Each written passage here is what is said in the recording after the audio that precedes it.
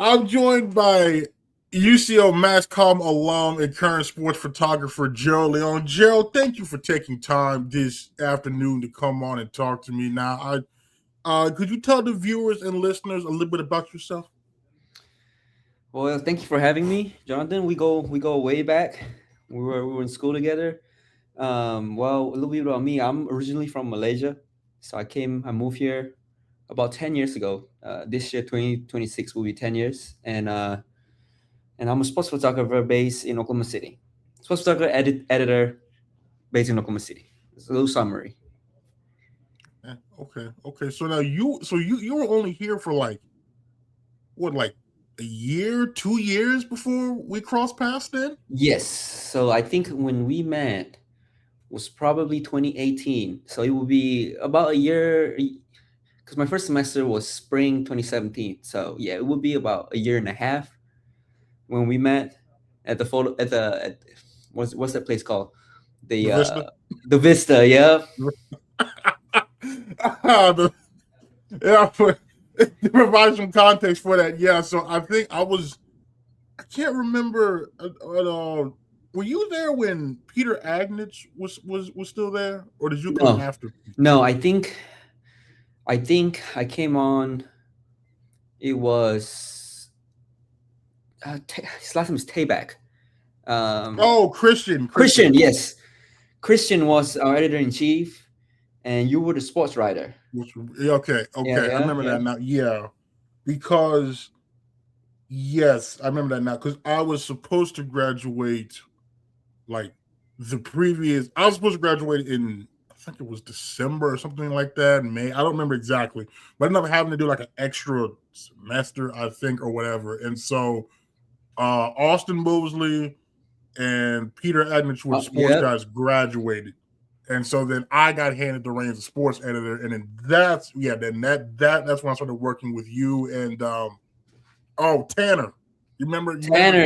yes. So wait, was I there before you came? Because I remember Austin.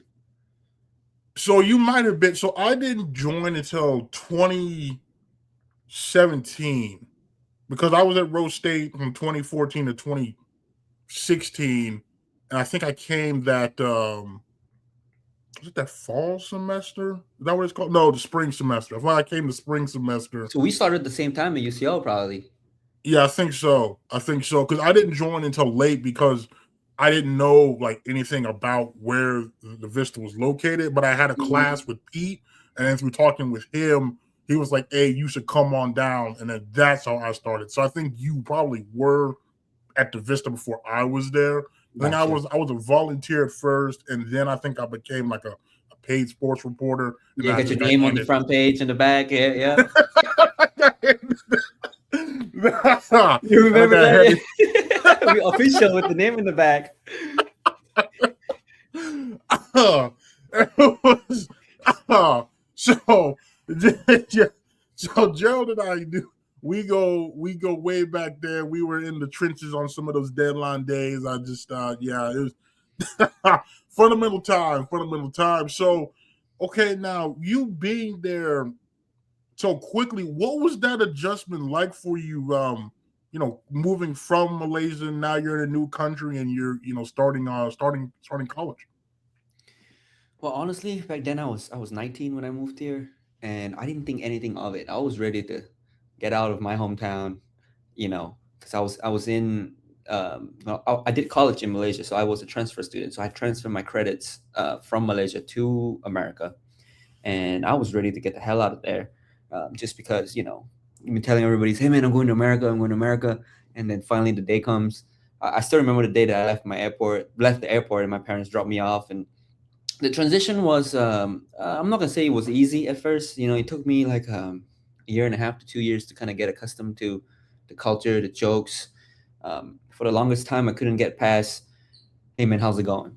And somebody would say, "Good," and I'm like, I don't know what to say. I don't know what to follow up with them. So for the first year and a half, 2 years, it was tough. I wouldn't say I didn't enjoy my time here in America, but it was something to get adjusted to. I mean, because I grew up watching American TV, we spoke English at home. English was mandatory, so understanding. conversation was not really a problem, but at the same time, I sounded differently. I had an accent, so I was very insecure, especially in the first couple of years here, which was like, oh man, I sound so different than everybody. Is everybody not gonna like me? Am I gonna be treated differently? But and then over time, I guess I kind of just got over it and be like, oh, you sound different because you spoke another language. So the transition, it wasn't bad because I grew up watching American TV, so I finally get to like understand certain things on TV, some references. Even now, after living here for 10 years, some of the references I don't get it because I didn't go to high school here. So sometimes people were saying some things. I'm like, wait, what do you mean by that? Then they had to explain to me, oh, in high school we did this. I'm like, ah. So that's the only thing I feel like I wish I did. I wish I came a little earlier so I get to experience a little bit more of an American lifestyle because I came straight into the college world and I miss out on that, I guess, the American early childhood experience. And did you find though people were helpful to you during that time when you first moved and was trying to get adjusted, or did you feel like people were like alienating themselves from you, or maybe giving you more of a hard time? Well, I wouldn't say they gave me a hard time. I would say that I mean I understand where they're coming from because most people that I meet here, at least when we were in school, people usually already have classmates they already know, or they went to high school with this person. So when I'm in a class, it's my first time in an American classroom, and then you have people on my left and people on my right talking next to each other like this, like I'm invincible. And I didn't really get offended per se because I get it, they know each other. I sound different, I look different. But I got a lot of friends that helped me out, man, during like when I was in school. I had no car because everything was more expensive. Everything was 4 times more expensive back then. The currency was 1 to 4. And I got classmates that would, we're gonna go out for a photo major, right? I was double major, so I was one of my majors was a photo major, and we would have assignments outside. We need to go shoot photos, and I didn't have a car, but I have classmates that would be like, "Hey man, I'll pick you up. We'll drop you off. We'll grab dinner together." So I feel like everybody was very helpful to me, at least. Being everybody's being very kind. Everybody was welcoming me with an open arm. So I didn't really felt like, I mean, obviously I'm a foreigner because I had a student visa at the time, but I really felt welcome, and it was very refreshing because um, I live in a house with 5 Malaysians at that time, and I was the only guy that hung out with Americans. So it felt like everybody else didn't really have the same experience I did, but I feel like I'm really blessed that I had people like that around me when I was in school. And what would you say was the toughest adjustment for you coming from Malaysia to America? Man, the food, bro. The food is different, man.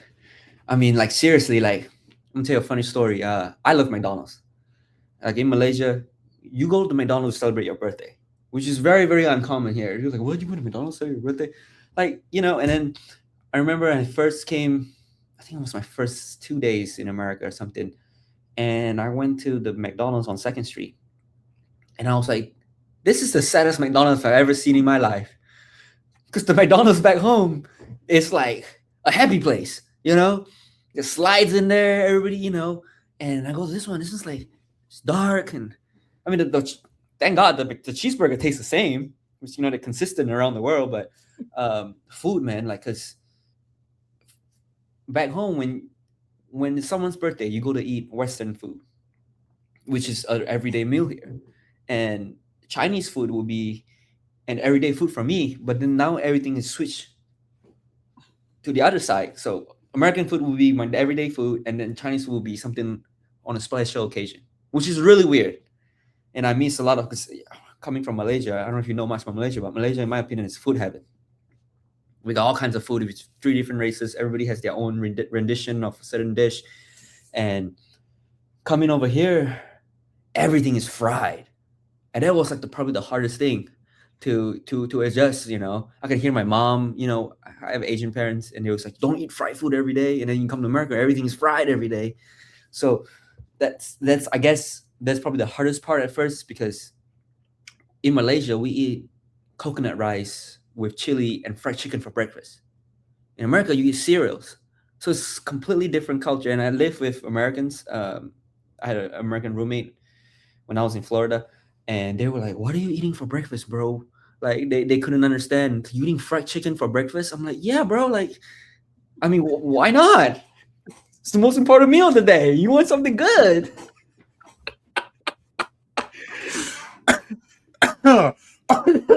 Okay, now given that though, now how do you feel though about American Chinese food? Does it pass your test? Where does how do you feel about that? Okay, I'm gonna set this straight though. Orange chicken is not Chinese food.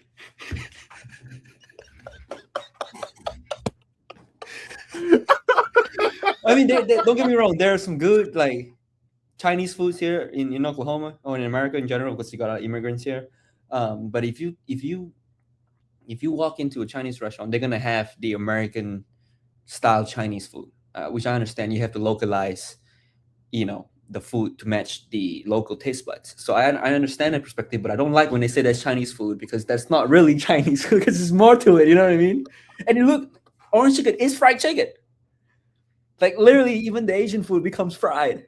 Like, don't get me wrong, a lot of things when you work in the kitchen, they use the wok and everything.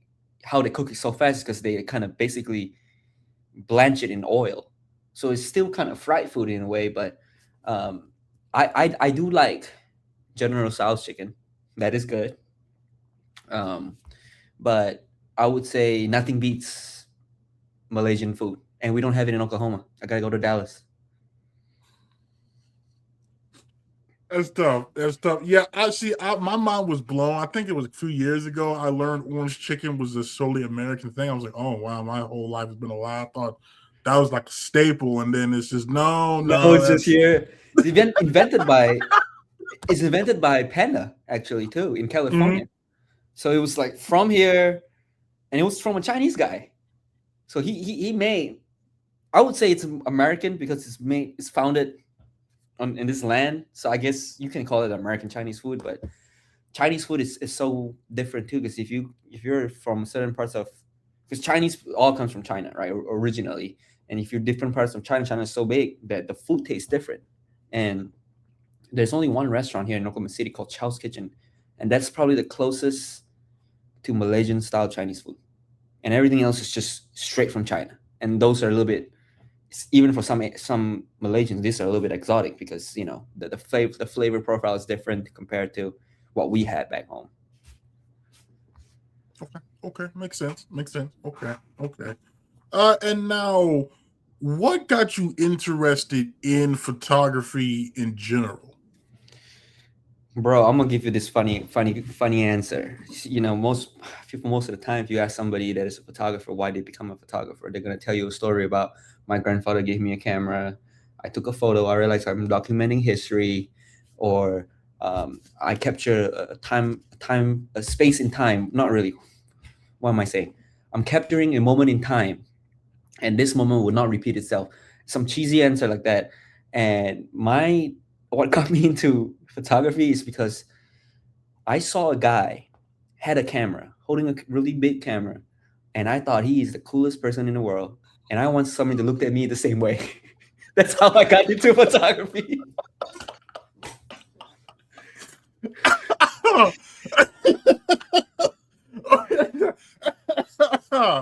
Okay, okay. Now, once you saw that, now did you approach the guy and inquire about that, or how did you go about exploring that? So no, I did not. I did not go over and talk to the guy. So my uncle, he was working in Singapore at the time. So I'm from the south of Malaysia, and my hometown Johor Bahru, it's border Singapore. So he would travel to Singapore and work and come back every day. Or I don't remember that he lived there or not for a bit, but he had a DSLR in his room. And as a kid, what 15, 14, 15 years old at that time, I would, sneak in because he got all the cool stuff in his room. He got the only computer in the house. He got all this plane models. He loved, collecting planes. That was his thing. And I would go in there, pop in my own memory card, and I would just like mess around with the cameras. And then I start messing with the dials. I'll turn right, everything goes dark, and I turn left, everything goes bright. And I'm like, wait, what's going on over here? So I went on YouTube, YouTube University, and look up how to use a camera. And then the guy starts saying ISO, aperture, shutter speed, and I'm like, okay, bro, that's where you lost me. I don't know what the hell you're talking about over here. And then I did a couple trips back to my uncle's room, and then kind of figure out how the camera really worked. But I wasn't really even interested in making good pictures at that time. It was just the idea of having a camera sounds cool. And then later on, it's like, well, you have a camera, if you don't know how to shoot, that's kind of defeats the purpose, So Huh. That is one thing, because it's like, I feel like, I don't know, you'll make it look so simple. You just go, you twist a few things here, you snap a few buttons there, but then like you realize, oh no, there's a lot that goes into this. So I know you say you kind of just YouTubing it and such, but like, how long did it take you for you really felt comfortable with the camera? that's a great question, bro. I think, well, before I moved here, I was like, I bought all the photo magazines back home. We go to the bookstore. I was like, hey, Dad, buy me that photo book or whatever.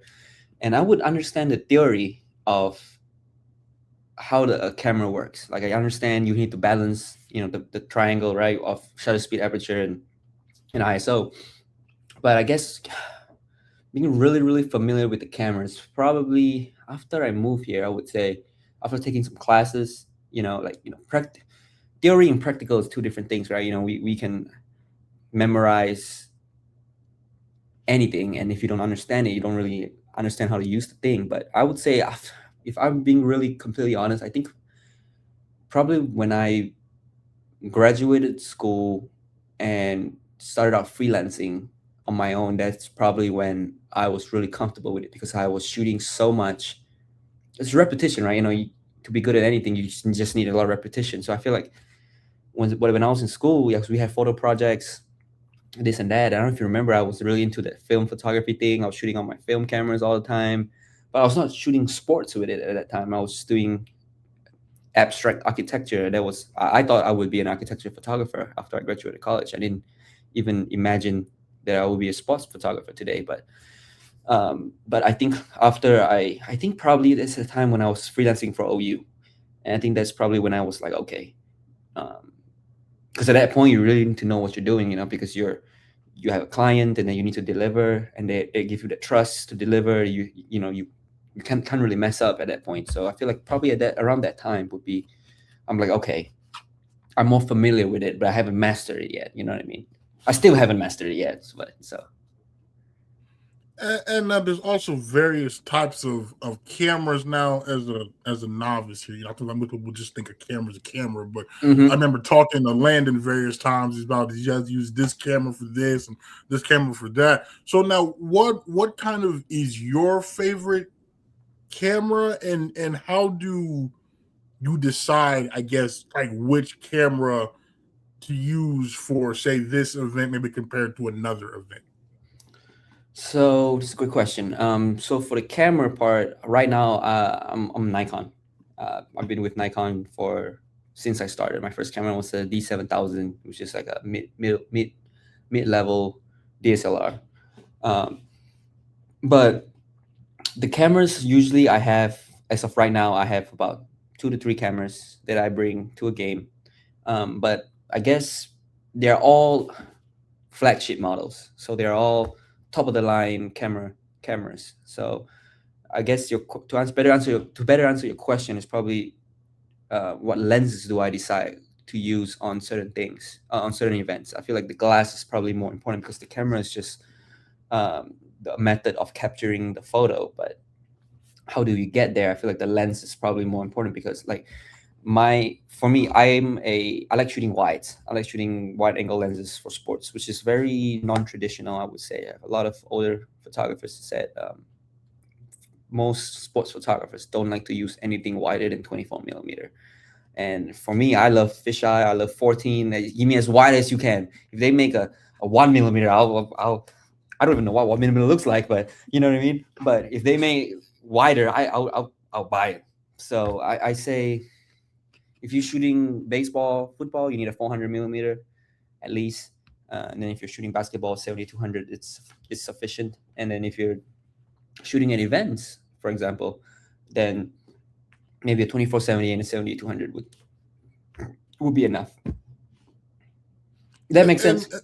yeah, yeah, it does. And now, so what is it about the wideness that you like when you're shooting the sporting events?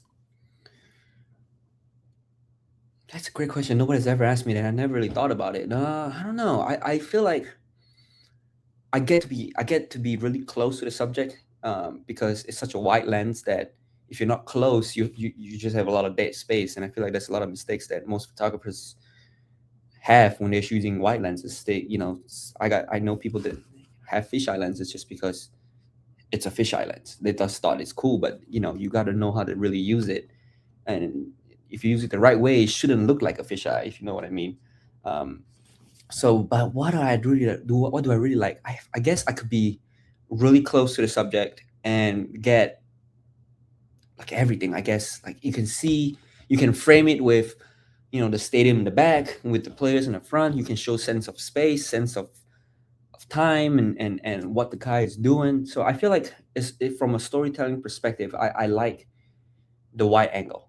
It's just something about that just um, resonates with me, and it's kind of my go-to. Even when I'm shooting football, I'll have a 14 and 24, which is really really wide for football. For example, usually people rock a 24 to 70 instead of a 14 to 24.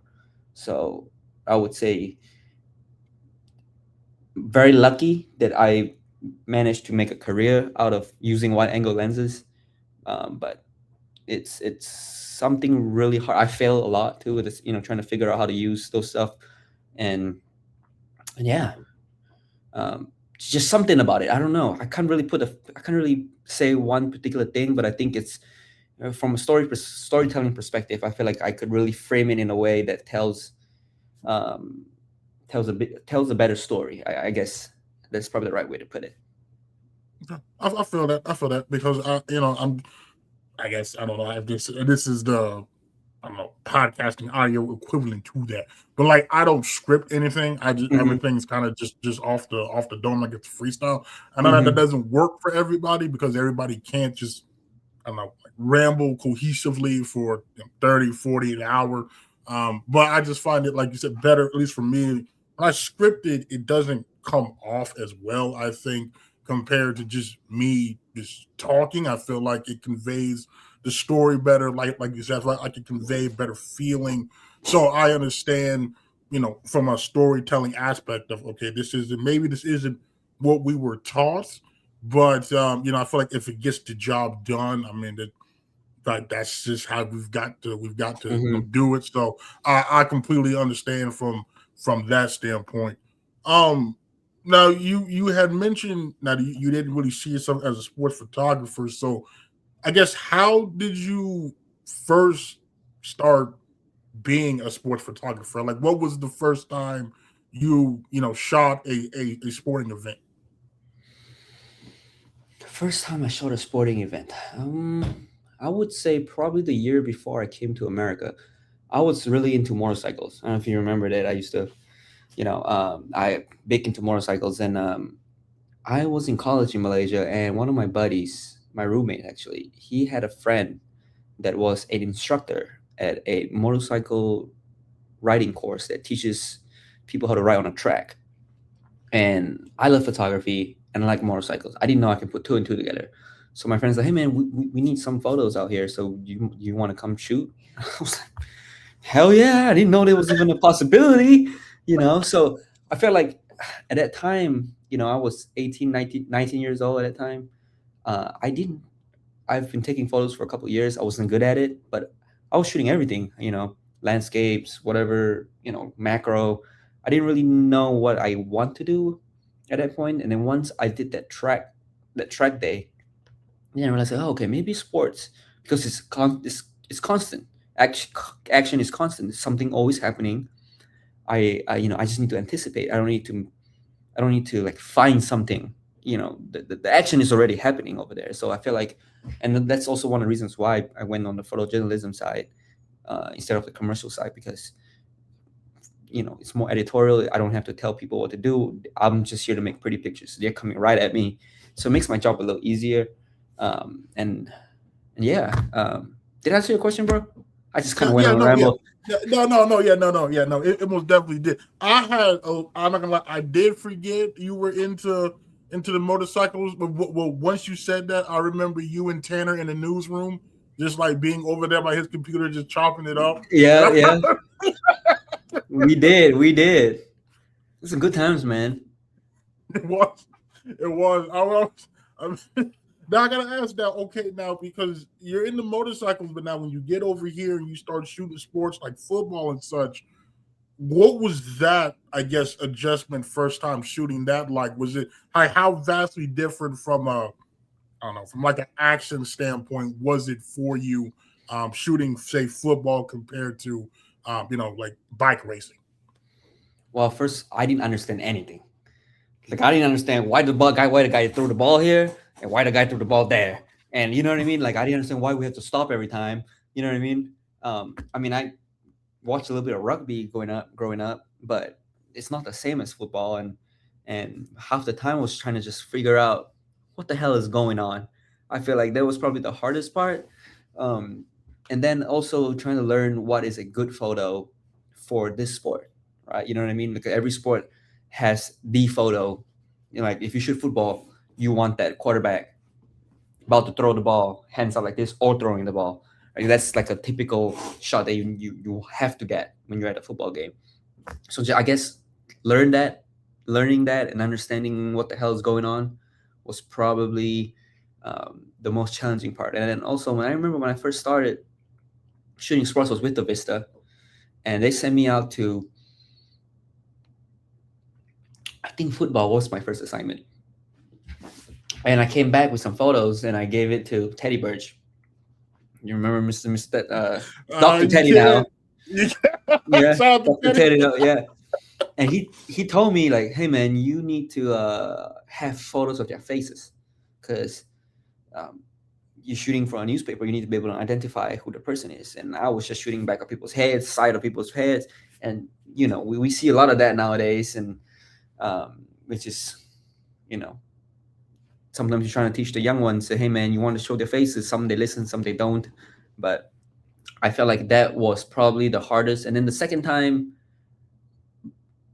assignment, I went out for football and I made sure that I had their faces. So it wasn't really that hard for me, I guess, to understand that I need to show faces. But I guess it's more of figuring out how to anticipate and what is the right shot for this particular sport that I'm photographing, at least.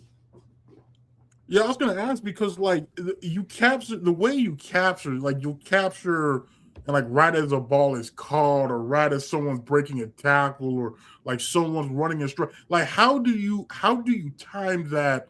When to press that button, get it all framed up. What is that process like?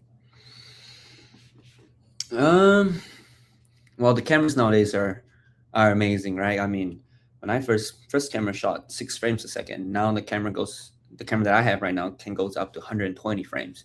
So I would say spray and pray is one thing. Just hold it down and just hope something hits. But also at the same time, yeah, you got to frame something. So sometimes you have to kind of predict where the person might go. And it doesn't help where I don't understand anything. You know what I mean? Like some people's like, okay, this is the third down now. We're out back there. He's gonna throw. But when I first started, I was like, how do you know he's gonna throw? You know what I mean? So I guess yeah. For when they're running at me, when they're running the ball at me, that's the easiest part. Because the action is coming right at you, and you just spray and pray. Just hope something hits. You don't crop their feet. You don't crop their head. And if you can see their eyes, because sometimes they have the helmet on, you can't see their eyes anyways. Or if it's not dark at night, the eyes, it's not as visible. But for the most part, anticipating what they're gonna do is probably the biggest um, thing to help framing the photo. I mean, because sometimes we're documenting a game, right? We don't know what the game is going to look like. We don't know how is the game going to get played out. So we're just kind of anticipating and trying to capture the moment that happens, because we're not manufacturing anything like like your podcast. It's organic, everything has to come natural. So it seems as sports photography goes, I feel like it's all about being in the moment, seeing what happens in the moment, and then trying to do my best to capture that moment. If that makes sense. Mm-hmm, mm-hmm. And now you mentioned it's easier for you when guys are running your way, but at the same time, though, if they're running your way, there's a chance they might run into you. How do you keep your head on a swivel while still trying to get that grade A picture? So first of all, don't sit down on the football field. Don't sit. If you notice that I'm usually on one knee or I'm kneeling, because if they're coming right at you, I mean, if they're running at you from, I don't know, 50-yard line, let's say, for example, you have a long glass on and you might switch to the 70, 200, something a little shorter. But when they're running towards you, they're getting bigger in your viewfinder. And you're like, oh shit. So it's either you get the hell up or you just stand there and wait for them to dodge you. So far, I haven't got hit by a player, but I got hit by a referee. I don't know if you remember that day. But yeah, I haven't got hit yet, thankfully. So I do remember you got hit by that ref. I remember. I think Braddock's like, "Oh no, Gerald just got hit." I was like, "What the?" Bro, I was not even breaking any rules. I was in the dotted line, and he had like 6 feet to work on, and he came right at me, broke my lens, broke my tooth, and everything. Like it was crazy. Oh, he broke your tooth. Oh. He broke my tooth. I had to get it replaced. Like, I guess repaired. Oh no. Yeah, I just remember when I was watching the ball, and I remember Brandon was like, "Oh no, there goes Gerald." I was like, "Wait, what happened?" Funny enough, one of the players came by my office and said, "Hey man, you good?" Like, I was like, "Thanks for looking out for me, man." Like shit. Oh, that's great. Oh, I had forgot about that. Whoever says photographers don't put themselves in harm's way. Oh yeah! Oh my god! I mean, that referee cost me $8,000. So oh, that's tough. Oh, by the rep, that's I know, and you can't do anything about it. At that point, Yeah, that's tough, though. That's tough. Now, I don't normally when you're down there now, because when we first started, let's be honest, there wasn't as many people on the sideline as there is now. It would usually be whoever we sent from the Vista, so it would usually be you. And there was always Mr. Tom Dunning. Now, you've told me before how much Mr. Dunning has helped you. Yes. What is that relationship like with him, and how did he help you grow as a photographer? Oh man, he's like a mentor to me, man. I wouldn't be where I am today without him. I mean, I remember my first baseball game, and from Malaysia, never played baseball, never threw a baseball in my life. I have a baseball here, and I never threw it before, so never caught a baseball, never swing a bat. I've never done any of that. And I remember I was standing on first base. If you remember the way our field looks like, I'm next to the away dugout, and I was like, I didn't understand what the hell's going on. Why is this guy running? And why does he swing and then he just walk back to his dugout? And I was, Tom was like that guy that showed me where to stand. So this is the spot you want to be to get this shot. This is where you want to be at to get that shot. And understanding, okay, if he does this, he's most likely going to do this. So he was kind of showing me the rule of the game and positioning. And I also got a lot of inspiration from his work earlier on, because I didn't know what a good basketball photo would look like. I didn't know what a baseball photo would look like. So he helped me tremendously, man, showing me, he pretty much showed me the way. And I always tell him that, and he always disagree with me, but I wouldn't be where I am today without him, 100%. And now, when we shoot the games, obviously, he's still there. We've got, Mr. Ross Scott has been here for the whole tenure of Doral. But, I see other guys like Livingstone Media and there's so many others. And I'm like, I don't remember you being here. Like, you're new. Like, does that ever, I don't know how to put it. Does it ever I was like blow your mind, but like, do you ever kind of stop and think like, man, I remember when I used to be like one of only two people on the sideline, and now there's like a whole photographer row.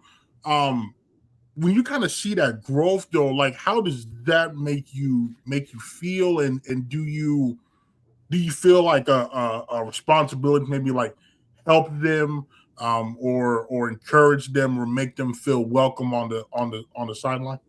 Yeah, I do. I feel like with social media, that probably changes a lot of things. I mean, social media was around when we were in school, but it wasn't like what it is right now, And it's good for the industry in a way, and it's also, I wouldn't say bad, because those younger kids, sometimes they'll just pick up a camera and shoot someone for a really cheap price, and I feel like that probably would spoil the, like, I wouldn't say spoil the economy, but it's not the right word, but I would say, like, I don't believe shooting for free. I do not believe that at all. I mean, there's a certain time and place to do that, but for the most part, I feel like some of the younger folks, they'll just, "Oh, I just want some experience, so I'm here.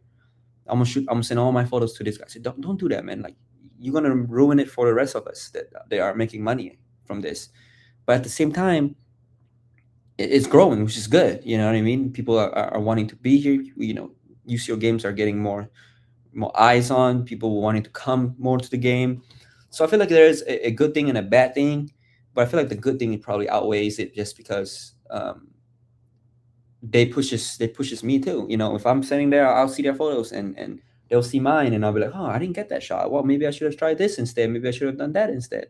So there's a lot of I think it's a good thing, and I try to help. Um, people that want to be helped. You know what I mean? I don't want to overstep my welcome. Um, and sometimes you give an advice to somebody, and you can tell, did he listen to your advice or not, or did he just, whatever, I'm gonna do my thing. So sometimes I'm giving them the formula, like, hey man, 1 + 1 = 2. Just do this.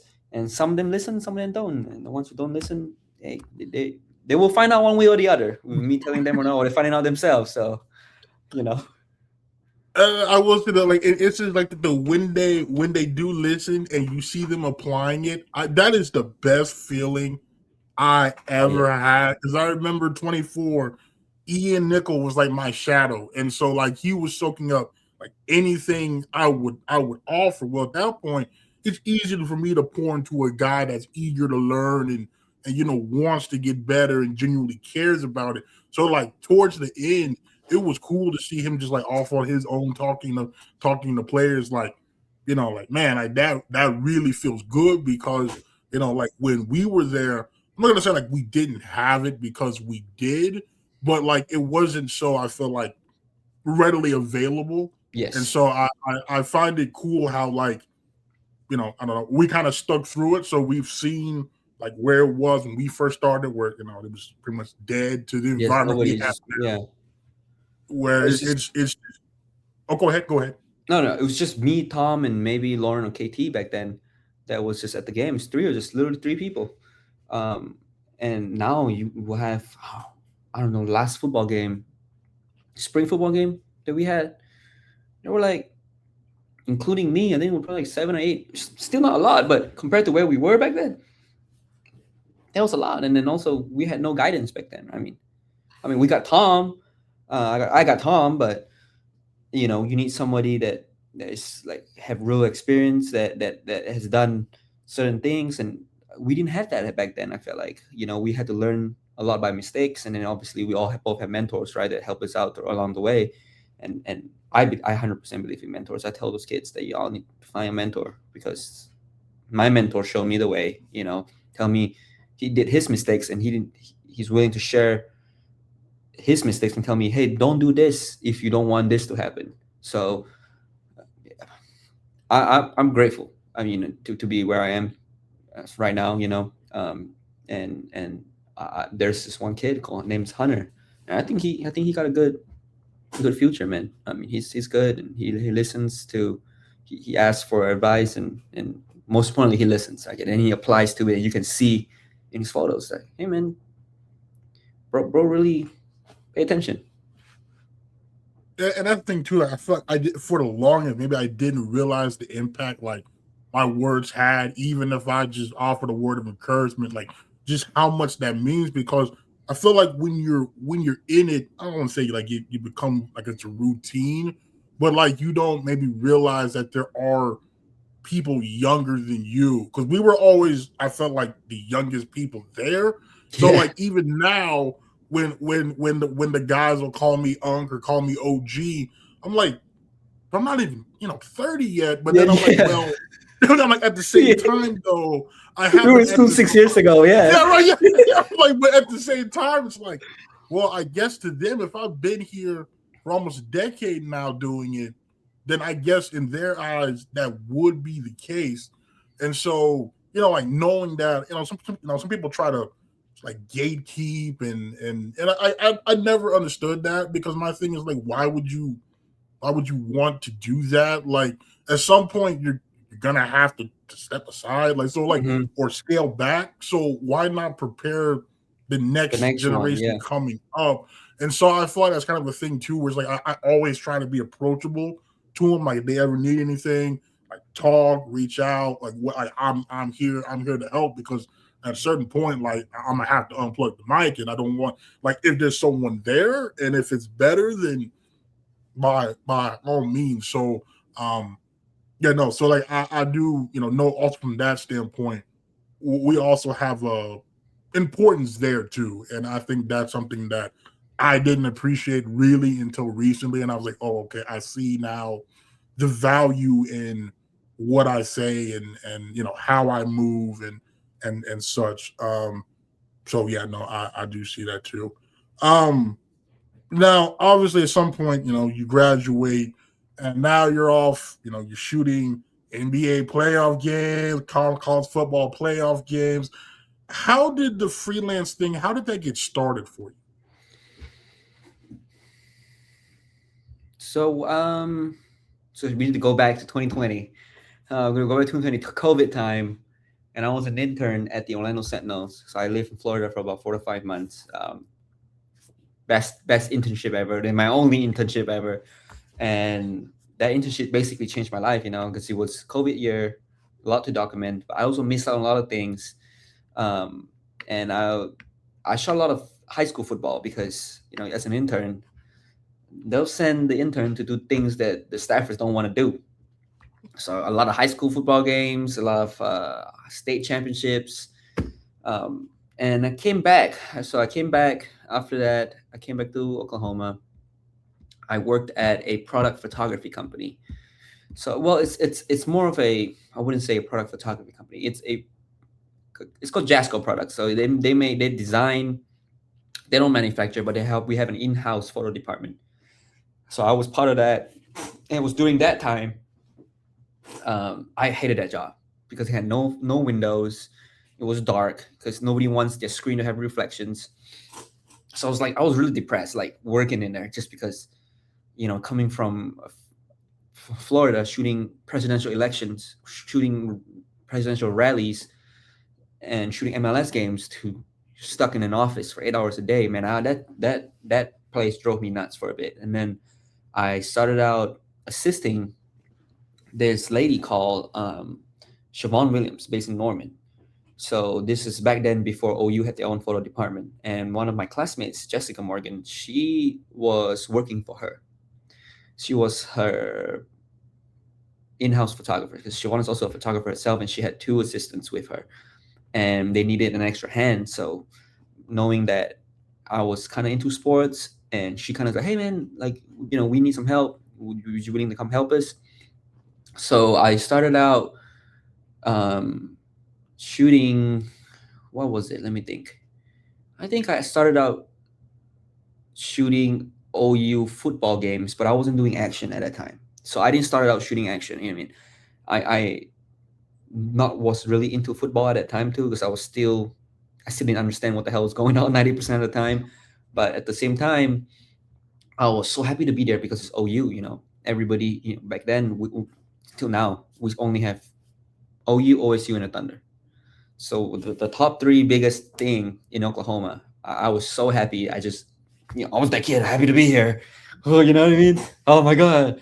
And yeah, I started out shooting, some feature I guess it's what we call it, featured photography at the stadium. Just shooting people smiling, people cheering, shooting the roughnecks, doing their thing. And then every time when we drop our photos, which is really good at that time, we don't have to edit our own photos. We just drop all our photos to the guy. The guy will handle everything. And I made a point to his name is Scott. I said, "Hey Scott, like I also shoot sports action. If you want to look at my portfolio." He didn't even want to look at my portfolio because he's seen my photos. So and then one day he just um, and it was what after I left my Jasco job. I left the Jasco job because they laid me off because of my visa at that time, and I was jobless at that time. And he called me one day. He's like, "Hey Gerald, we need a photographer for a baseball game." So no, it's for tennis. And no, wait, was it? I don't remember what it was. He said we need a photographer for baseball. Yes. He said you have a long glass, and I said yeah, I do. I didn't have a long glass. I just said yes. Figure it out. So went online. I was international student, so I didn't have enough credit too to have a big um, credit card limit. So I had to put it on two different cards, swiped it, and just hopefully that I can pay it off one day. So that's kind of how I got into that. And then once I delivered, I guess, the photos, and then I realized I was good enough, then I became part of that rotation, part of the three-person rotation. So that's kind of how I started out with the freelancing thing. And then from there, I met two of my other mentors, Kevin and Josh. And Josh is my first mentor that basically, like, because he was also shooting for OU at that time. He was probably their number one guy. So I was like the number three guy. When Josh and Ty is not available, we're gonna call Gerald. So and from there I met my other mentor Kevin. From there, it grows from there. So OU was my first. OU gave me my first, I would say, big freelancing gig. And then, but I also at the same time, from a newspaper background, when I first moved back in Oklahoma, while I was working at Jasco, I did freelance a lot for, not a lot, but here and there for the Tulsa World. So they would send me out to some middle of nowhere town that I don't know how to pronounce the name. And yeah, from there, it just kind of slowly grew from there. So Tulsa World first, and then OU gave me a big break. And then from there, it kind of went off from there. Now it's funny that you mentioned about the lens because I never forget when I first was going to interview Dante McGee. He was like, "Hey, can we do it on video?" I was like, "Oh, sure." I had no camera, I had no setup, and it was in like 2 days. And I was like, "Okay, I told this man's going to be on camera. It's got to be on camera. Let me go get a camera." You say yes, and then you trying to make it work. Exactly right. Like you just can't turn it down. And so when you said that, I was like, I know exactly where you were. You just agreed to it, and then you're like, "Oh, right, I have to go to I gotta go find that." Yeah. What she said. Now, knowing when you were starting out and your opportunities were kind of limited there. Did that put any more pressure on yourself to when you went out there and shot those events to, like make the most of it and come away with some of the best pictures that you ever have taken? Yes. I, trying to capitalize on every opportunity I had when I first started out, because at that time too I was still under. Uh, I didn't have my green card yet, so I have a different visa at that time. So I had a possibility that I might leave anytime. So I said yes to everything. I tried. Obviously you experiment with the work, but also you deliver what you need to deliver to the client. So yeah, I feel like what's your question again, bro? I lost my train of thoughts. God damn No, it. you're good. You're good. I'm talking about like putting pressure on yourself when those opportunities arose to make the most of it. Yes, I did. Yeah, I did put a lot of pressure to try to outshoot everybody. Obviously with the limited skills that I had at the time, yeah, I did make my best work during that time because, you're the young guy. Everybody's been there, and you just got to prove yourself. And at that time, I felt like it made me grow a lot as a photographer. And it helps to be around those people too, because when you're at an OU football game, you're standing next to Josh, you're standing next to Kevin, and those are big time photographers. So you get to see things from their perspective, and also um, learn from it too. I mean, you're like, hey man, why do you decide to shoot it this way than that way? And then they can give you an answer. I mean, I'm very blessed that I had mentors that are willing to share information with me, that don't gatekeep anything. Um, and it's not like that. Not everybody is that welcoming. So I was very, very lucky to have two very good mentors, and yeah, definitely did put a lot of pressure on myself, but it was more of like, you just wanted to prove yourself, the American dream, right? And I understand that because I remember in college, Pete Austin and I, we got to shoot Ice Cube's Big Three. It's like their first year. They went to Tulsa. They had a former UCO player, which is how they gave us the press pass. And I remember we like walked in the first press conference, and you're seeing like Barry Trammell, Eric Horn at the time. You're seeing guys from like Channel 5, Channel 4. You got like Hall of Famers up there. And within like 2 seconds, I remember we all just turned to each other and broke out in like the deadest of sweats. Like, we are so over our head. This isn't even funny. But we're sitting there. We're like, okay, this is. We're big boy town now, yeah. Yeah, oh, this is not everything anymore. Like, we do not belong. So I remember understanding that, but I remember though, like the ones that were there though, they were super helpful. I think once they kind of realized, okay, these guys clearly are out of their comfort zone and wheelhouse. Mm-hmm. But by the end of the evening, I mean, we were sitting in the front row, and I remember Pete was just shooting the breeze with those former NBA guys, and so I feel like a lot of that just has to do with like, you got to let the moment sink in. Like, oh, okay, like, yes, this is surreal. Yes, am I over my head? But at some point, I'd be like, okay, let me at least pretend I belong here. Yeah. To get out the impression that I know what I'm doing enough to be here. And so I know that like immensely helped me, because the second time they came around, I covered it, and I just felt like I was just another guy there. So like, I know that's helped me tremendously. The second time and the third time you shot stuff, I guess, like, when did that become something where it's like, okay, this is normal for me. This is kind of another day at the office. If I'm being completely honest, until today I don't feel like that. Till today I don't feel like that because, and I'm from Malaysia. I mean, we don't have the NBA. We don't have college football playoffs. So I never envisioned, like, when you daydream, you probably daydream about, what your future is going to look like. And this has never crossed my mind at all. Like, not one time, like, I'm going to be a sports photographer. Like, it never crossed my mind. And until today, sometimes I'm at the game, I'm like, holy shit, this is actually my life. Like, they trust me to do this. Like, you know what I mean? Like, me? I mean, you know me. Like, we go away. You know what I mean? You call me?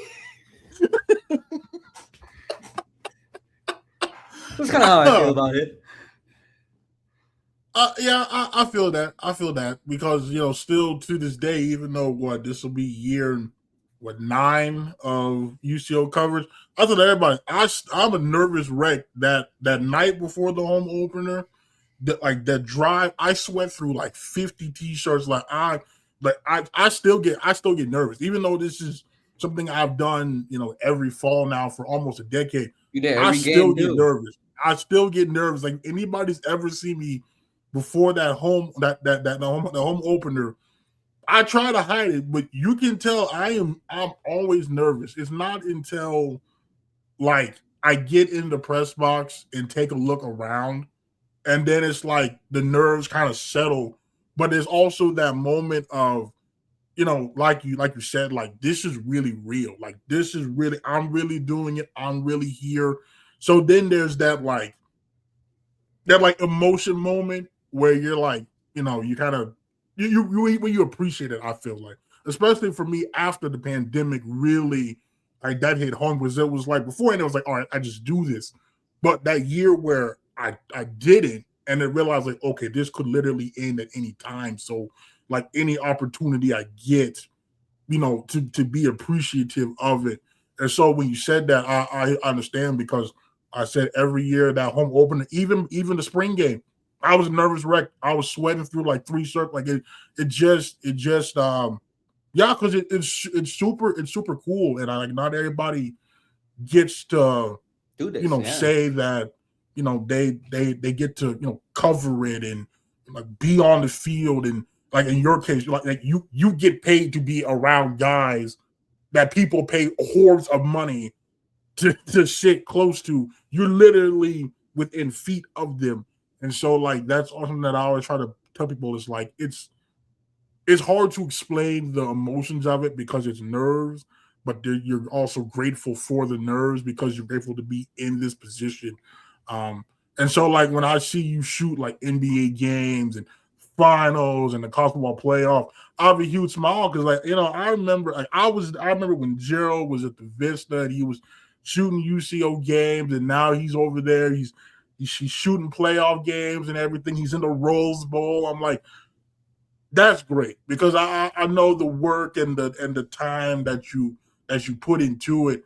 And so when you go and you shoot those things like that, do you ever stop and smell the roses, or do you kind of just like block that out so you can focus on the task at hand? It's a good question, bro. Well, I've not shot the Rose Bowl yet, but I've done the Cotton Bowl. I've done um, what's the other one called? I don't remember. Um, Rose Bowl and probably did. I've never done Rose Bowl, but to answer your question, um, I guess a little bit of both, because you know, especially when I'm shooting football, especially for CFP, we're the main guys, and obviously I have my mentor. My mentor was just my boss, and he gives us he trusts us enough to give us a responsibility to be there.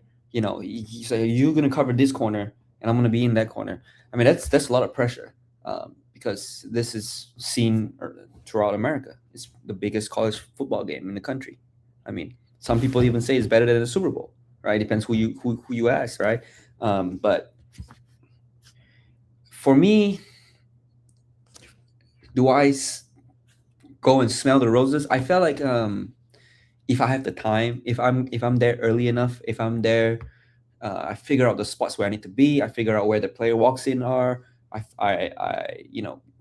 Usually it's like right before you go to eat. You go eat at the cafeteria or the media food area, and you're like, okay, I'm really about to go shoot this cotton ball, and you're like, oh shit, this okay. And then you see the amount of people there, and then people acknowledge you. People, you see friends that you haven't seen in a while, or so most of these bowl games are not in Oklahoma.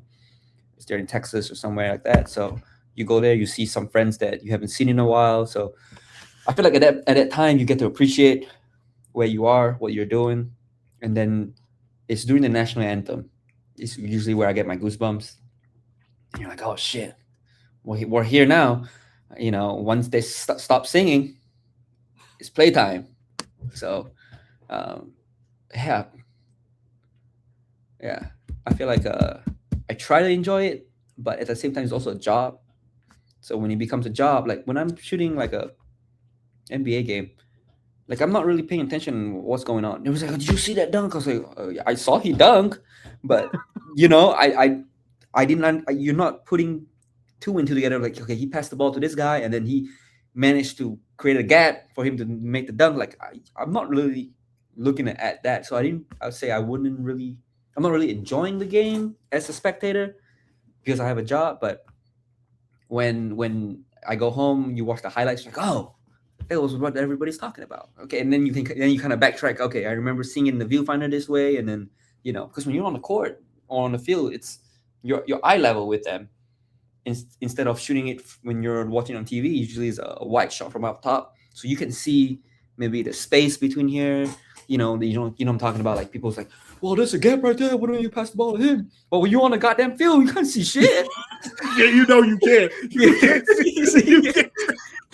You can't. That's why the only time I'm down there is pregame or during the spring game, where like the events doesn't necessarily matter. But yeah, I'm trying to look over guys and like find crevices. I'm like, well, I can't see nothing here. Like I can't see down the field. I just hear crowd reaction. So I'm like, I don't know how Gerald didn't do this.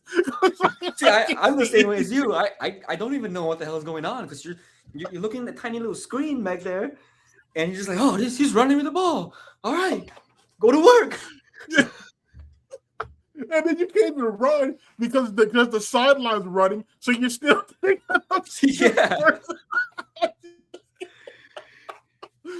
oh, you just can't win sometimes. You just can't win. Now I have to ask now because I do have this problem now when you're not shooting the events and say you just happen to have the game on and you're watching it. Do you still watch it from the perspective of photography, like, oh, this will be a good shot, this is a good shot, this is a good shot, or are you able to kind of turn that part of your brain off?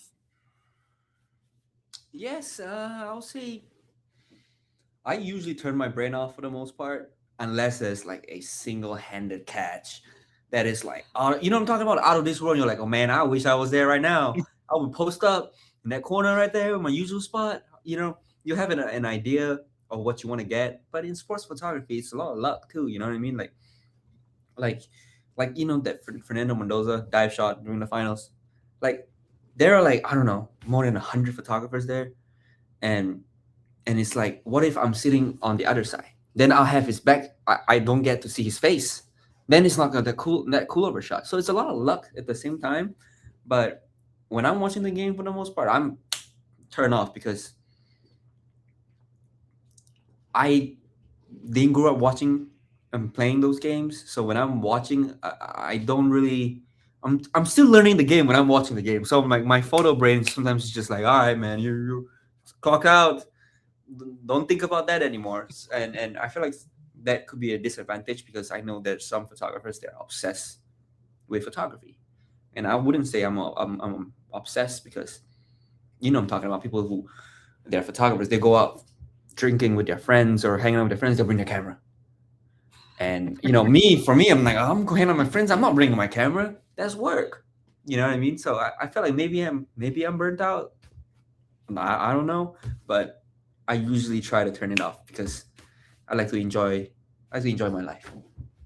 Yeah, I was gonna say because I struggle with that like early, because I'm like when I watch it, I'm like, oh, this would be a good lead, a good headline, a good paragraph. Oh, this is a good play.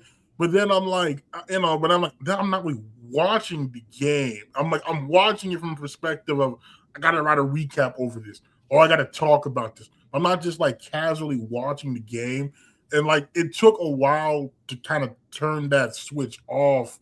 Because like you said, I felt like I don't know if I was burned out, but like I almost got too cynical with it. And I'm like, okay, no, I've gotta like not look at it from a perspective of a reporter. I gotta look at it from a perspective of just a normal fan.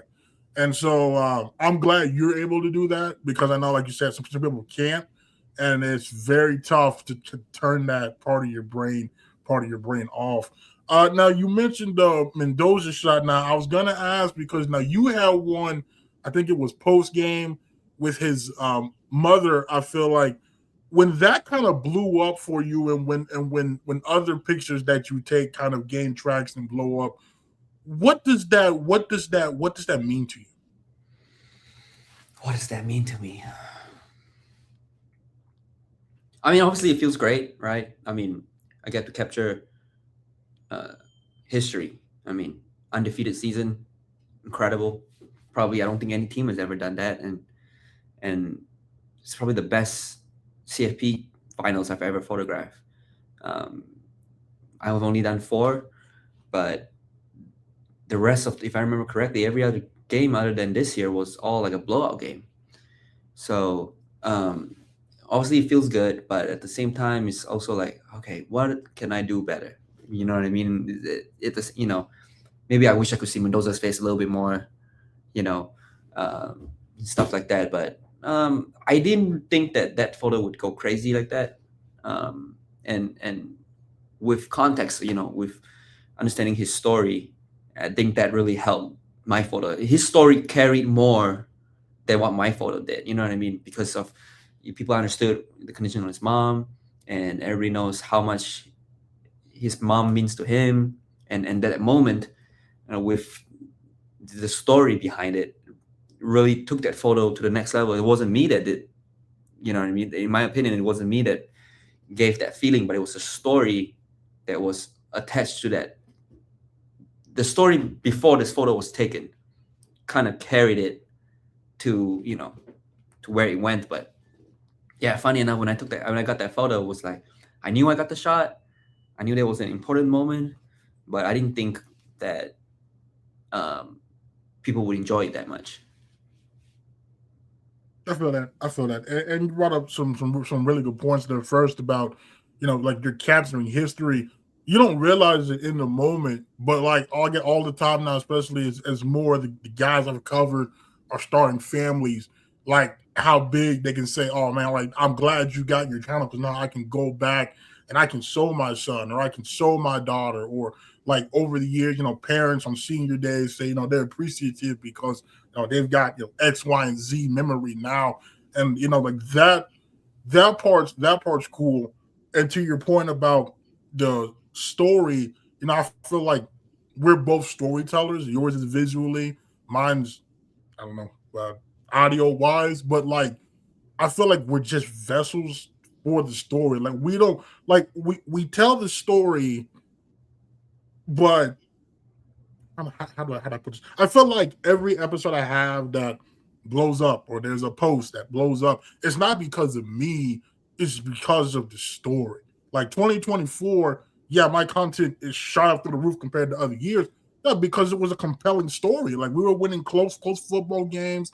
We had comebacks. We made history. So the story is what I'm just what propelled that. Now maybe I was the vessel for it, but I feel like We're like the beneficiary of. right, and that in itself, I feel like is a big responsibility because if I know people are coming to me to get the story, then I owe them like how can I best tell this story without like interruption or with as little personal bias as possible because you want the story to tell itself.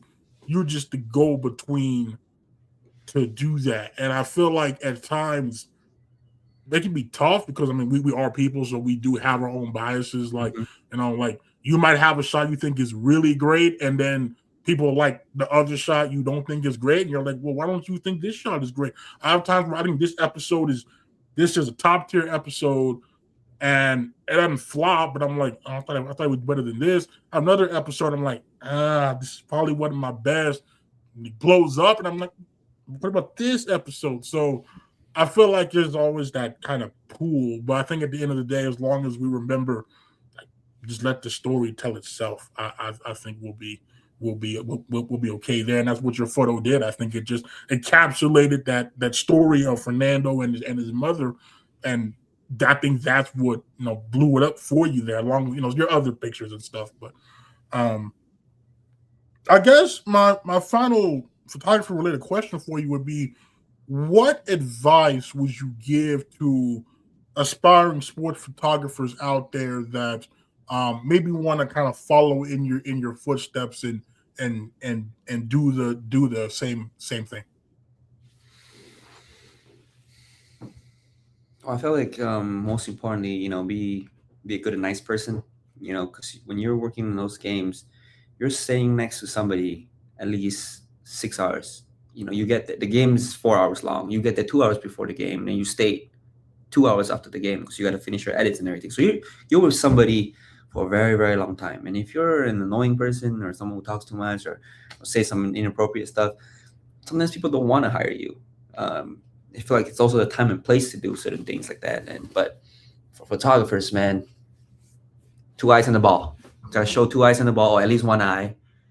Keep your horizon line straight. No weird tilt with this. I mean, there's a time and place for certain things like that, but generally, you want to make a good, decent photo. So I feel like with two eyes on the ball, your horizon line is straight. That's half the battle. And then keep shooting, man. I mean, honestly, um, I'm still a work in progress. I've still got a long way to go. I'm still figuring my things out. There's a lot of things that I don't know, and I know. I think I know. I don't know more things than I know. So I feel like I'm still trying to figure it out, and um, just keep shooting, man. I mean, just reps. I think everything is just reps, and it goes to everything. And if you have enough reps, you're bound to succeed. There's no way. Like if you put in $10,000 into something, you're good at something. There's no way you won't be good at something. So, um, and also, believe in yourself at the same time, right? I mean, if nobody believes in us, and if like probably understand this, right? Like when nobody believes in you, and you're the only person who believes in yourself, that's all you need sometimes, right? I mean, we're in this world that we're both in. It's like it's a lot of self-doubt, right? I mean, sometimes you go shoot, you go do a podcast that you put a lot of time and effort into it, and then it doesn't gain traction, and then you're like, man, am I messing up? You know what I mean? And you're like, man, should I keep doing this? I mean, the number of times I feel like I should quit photography, bro. Like I don't want to do this anymore. Like that comes to my mind almost. I mean, it's probably less now, but when I was first starting out, man, I was like, man, I don't know if I could do this for real, because it's so competitive, and everybody wants your job. There's only so many press passes to give out, and why would they choose you? You know what I mean? And you gotta kind of earn your stripes too. And then if you're dependable, I think dependable is probably the most important uh, trait to have as a freelance photographer, or just a photographer that wants to be hired in general. Because like if I shoot for AP, they know this is what they're gonna get. They're familiar with my style.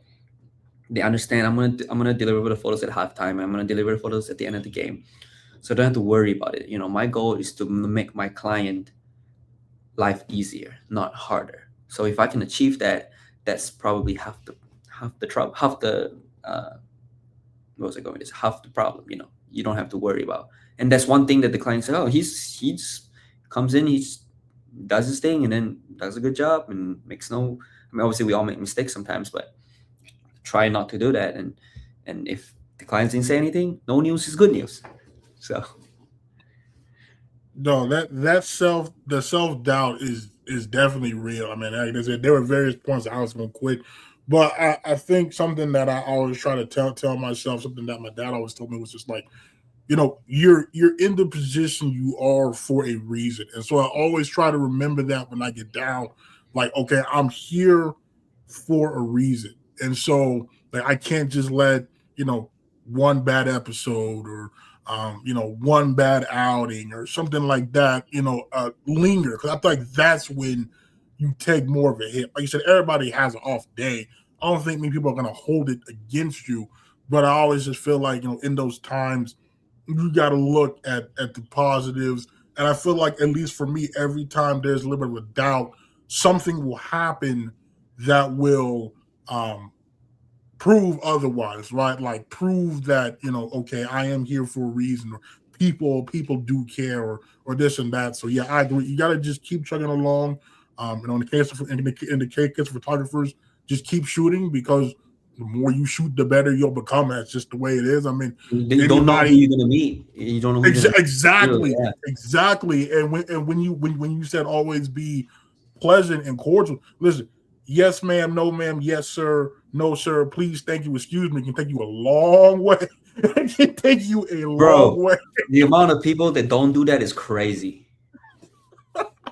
I mean, Yeah, it's I'm crazy. like, I was like, why would you? Yeah, I mean, like that in itself will take you a long way. And like you said, you don't know who you'll meet. You don't know what doors will open, what conversations you'll have, whose hands you'll shake. I mean, it is truly, obviously, like this is truly life changing.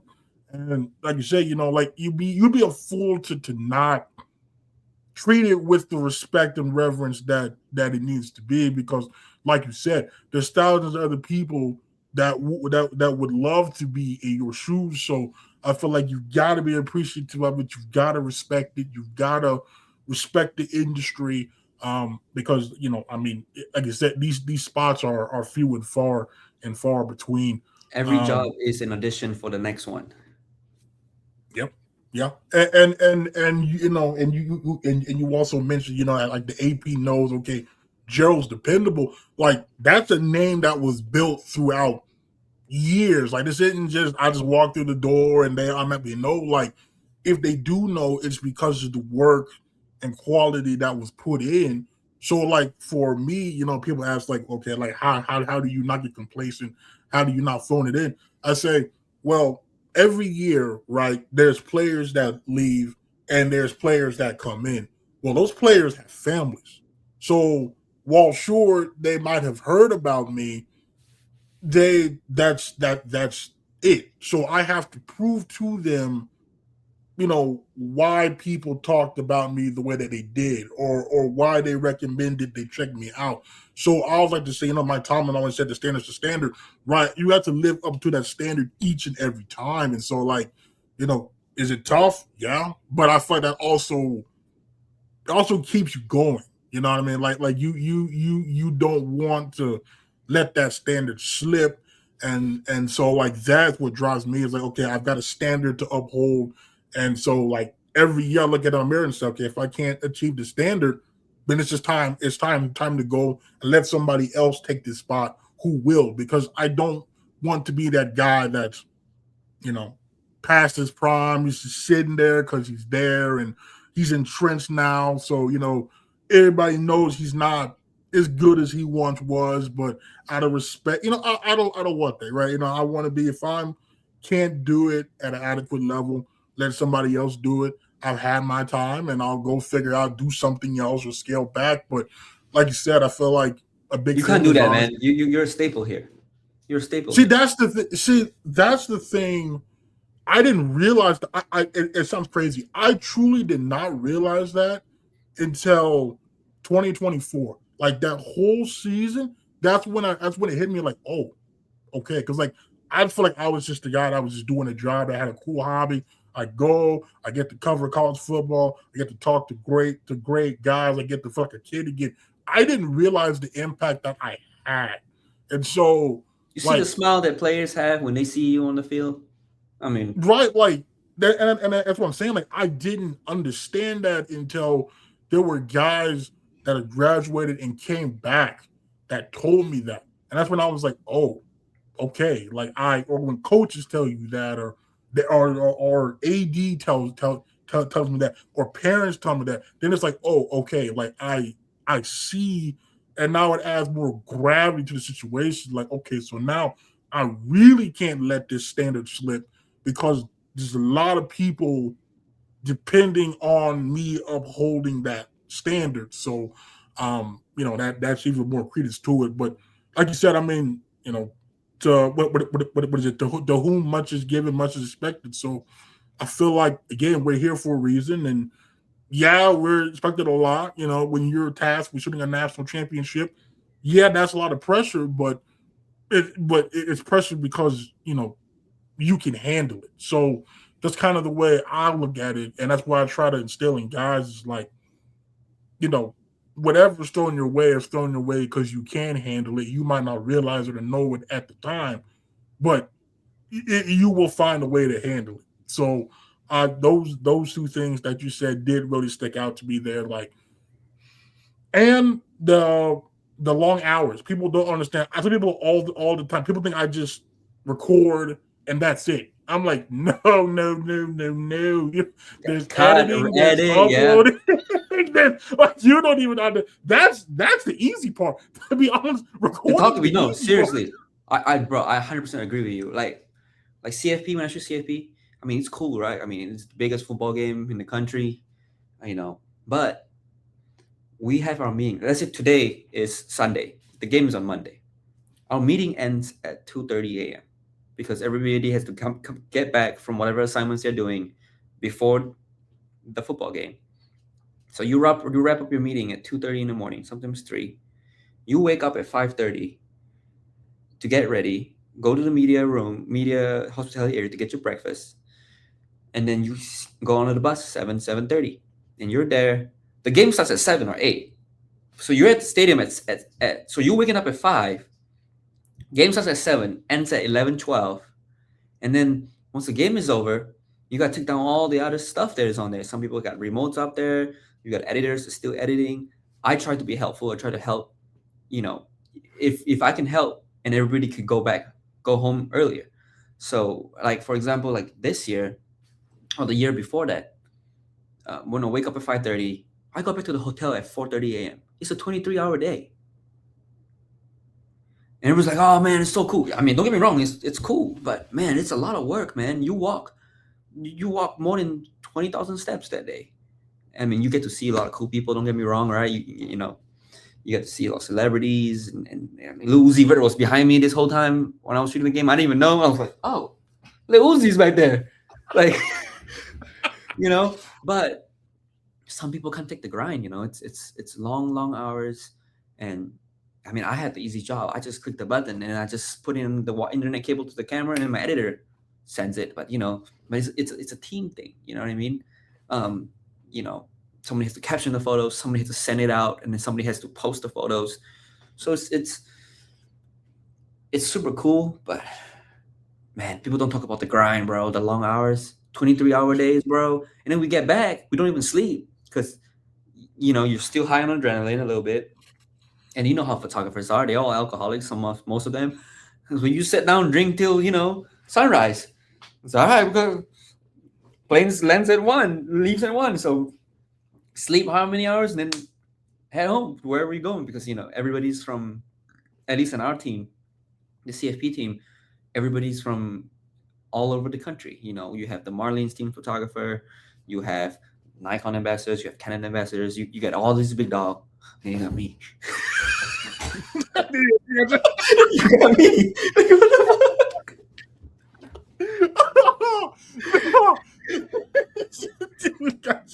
Greatness everywhere, No, you feel me? Because at the post game of the playoffs, it was funny because it was like there was channel, I think 9, 8, and 4 was there, and then there was just Ian and I. And I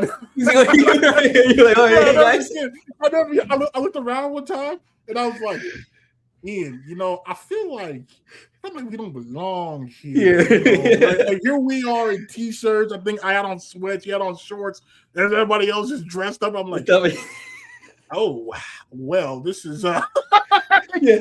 Let's not stand in front of the camera. Let's just stand back. Yeah, it's like, well, maybe we should shut off to the side. But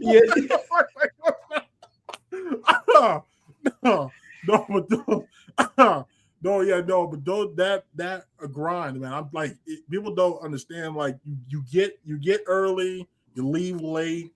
I mean, sometimes I don't get to bed till like 3 a.m. I mean, depending on what time the game. If it's a night game, it's like it's great for the players, but I know it's gonna be a long day because if you got pregame, you get there early.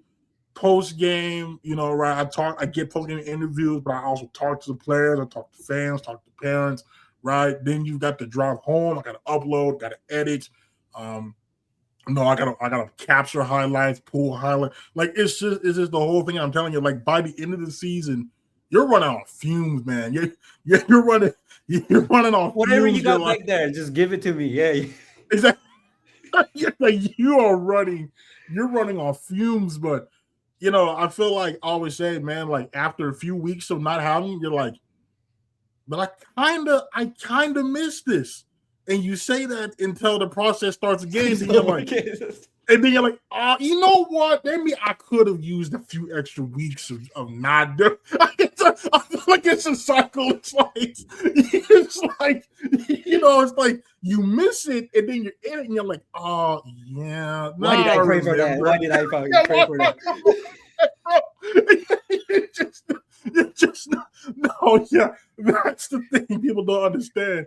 And once I tell them that, some people are just like, okay, maybe media is not in my future. Then I'm like, yeah, because I mean, and depending on what you're covering, you're gonna miss holidays, you're gonna miss weddings, birthdays, etc. So like, it's not for everybody, but I mean, it is super fun and it's super rewarding. But no, yeah, no, that grind is definitely no joke. Um, well, before we get you out of here, we do this with all the new guests, kind of some more get to know you type questions. So, what's your favorite hobby outside of photography? What's my favorite hobby? Does drinking count? I mean, yeah, if that's your hobby, I mean, then no. I mean, I'm just kidding. I'm kidding. I do enjoy a little bit of drink sometimes, but I guess I really enjoy watching MotoGP, um, motorcycle racing. That's probably the only sport that I watch outside of when I work. Um, and I used to love playing badminton a lot when I was in school, but we don't really have that accessibility here now. And with this economy, strings are expensive, shuttlecocks are expensive. So, but if I have more money and have more time, I would start playing badminton again, and that would probably be my biggest hobby. okay, okay. Now I know we touched on this earlier about the topic of food, but what is your favorite food? Oh, bro, you can't ask me that question, man. Man, I love all kinds of food. I'm a trash can, bro. I eat anything. Um, my favorite, my favorite kind of food, bro. I guess it all depends on my mood. But if you ask me what's the first thing that comes to my mind, it's this dry noodle soup from in Malaysia, from my hometown, and you can get it from two different stalls, and it's either Ameng Kway Teow uh, uh, or Asun Kway Teow, I think is what it's called, and it's basically dry noodles. It's basically like pho, but instead of beef, it's pork, and it comes in a soup, and the soup has meat and all that kind of stuff in there, and then the noodles is just noodles with chili and vinegar. So it's really, in my opinion, that's what I miss most about going home. Like I was like, told my dad, like, hey man, if I go home, first thing gotta bring me is ramen kway teow, bro. I need that, But I favorite food, bro. I don't have one. I don't have one because Fair enough. man, I love food so much that I cannot choose one, bro. Fair enough. Fair enough. You still gotta And I cook. will say, You still gotta give me some of your fish fry, bro. yeah, I do. I do. You're on the list of people that they keep saying that, and then I find I'm like, I'm supposed to tell them. Hey, you call me. I just need to one day just sit down, make a list of people, start a group chat, be like, hey, I'm gonna fry some fish at this day at this time. If you want some, come through, and then that way I can end that because every time I'm like, I forgot. Yeah, I was supposed to tell you. So I mean, I need to do that. it looks so good every time you post it, bro. It looks so good. And I'll bring some Bev over, and kick it. So I need to just create a group chat one day. But all right, listen, I'm frying fish. Who all is coming so I know how much to cook. It'll be at this time, this location. Come through. I do that because I feel like that would just end the madness. Yeah. Forgetting every time. I've been waiting, bro, at least last 6 years, man. I know. Every time you comment, I'm like, right. Yeah, about that. Yeah, it's like about that. See, what happened, I'll bring my own tartar sauce if that helps. No, I do need to do that. Well, we talk about that too. Now, I will say though, one of the perks though, those pregame meals a lot of the time, that's some good eats though. Like I never forget my first time. I first covered the OSU game and I was at Rose State, and I never went to get the little like media stuff, and they had like a full program. I was just like, asked the lady, oh, how much is the program? She's like, oh, it's free. I was like, oh, cool. You get a free program? Cool. So I go to get the beverage. I'm like, oh, I probably got to pay for this. So I'm like, excuse me, ma'am, how much is your bottle of water? Oh, it's free. Oh, okay, cool. They give me free water. I was like, all right, well then I'll get a Gatorade. Then how much is that? Free. It's free. I was like, okay, what about the Coke? He's like, sir, everything up here is free. I was like, oh, I see. I see. So I knowing that I got my Gatorade and I got in line for the barbecue and I was like, well, it's free, so if it sucks, it sucks. But I was like, oh, this is amazing. Like what You know what's crazy? what is this? College games, media food are pretty good. It is. It's very It good. I is. mean, the best one I ever had was probably AT&T Stadium. I mean, their mac and cheese is ridiculous. I usually don't like to eat a lot of carbs before a game because it makes me sleepy. But when I go to AT&T, bro, you gotta get that mac and cheese, bro. It's insane. And like OU, I'm not trying to dog the Thunder or anything, but the Thunder media food compared to what OU feeds us, OU is way better. And listen, listen, I ate that Thunder pregame food for like a year, and they charged. I think it was like $2 for all. They charge you? Listen, oh yeah. They did charge employees. It was like $2 though, but it was like all you could eat, and you could like go down there like any time. Like we could go down there at halftime and get the snacks and stuff. But like, when they had the barbecue, oh bro, I was eating easily $200 worth of food there, bro. I was like, hey, listen, you can't tell me, especially, I'm just starting out on part-time. You're telling me for $2 I can eat this premium? No. See, you messed up there. Like, yeah. It's your mistake. It's your mistake. That's your mistake, bro. Like the pregame I'm about to rob this place. The pregame meal, like even UCO, like, listen, you're telling me I can get Cane's? That's like a $10-12 meal. There's Chick-fil-A. Sometimes they got pizza up there. There's Whataburger. I'm like, see, this is why you get to the game early. See, I always get asked like why you get there when the gates open? I'm like, listen, first of all, for parking purposes, but number two, the pregame meal, you got to get it while the getting is good. Like, you don't want to it's still warm. Get there. Right, while and then it's cold or it's picked over, and or somebody took all the Chick-fil-A sauce. Or the Chick-fil-A sauce had. Right, you want to get there when it's delivered, so you can go and get it, especially the beverages, because like the waters go fast. The waters go fast, so like you gotta get there, and they're like, okay, well, isn't the water like cool or warm? Okay, I'd rather have cool water or warm water than no water. So. But I don't know what to tell you. Like that is so true. That is so true. Like you gotta get two. You gotta get two offering.